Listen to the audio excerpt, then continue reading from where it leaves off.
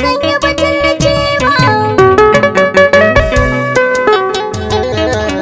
Ni ba zan yi butulci a rayuwa ba, wanda ya so ka so shi shine zama na amana kin ji ruwa. Ba zan yi budulci a rayuwa ba, wanda ya so ka so shi shine zama na amana ka ji dan uwa. Ni ba zan yi butulci a rayuwa ba, wanda ya so ka so shi shine zama na amana kin ji ruwa. Wanda ya so ka ya baka amanar kauna, kar da ka so ya sha wuya.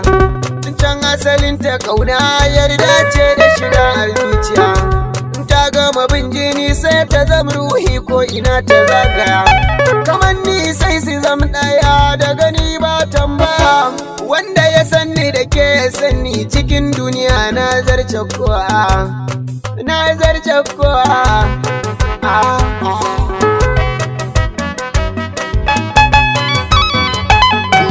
Wanda ya je ka kake shi in ka kiya wata ran zai sa ka garare. Duk mai kushe suwawa na kira shi kawai da makiri. Shi burinsa dai zuciya ta masoya ce ta yin jiri. Baya tausayi baya shakkun ko ka shige a haɗari. Wanda ya damu da kai ka damu da shi komai tsanani na rayuwa.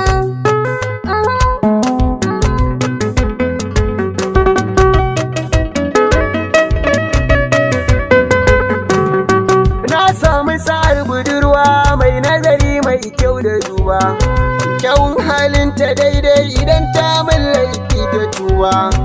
Idan ta ga zuci ta so su to a cikin rai ba ta so ba.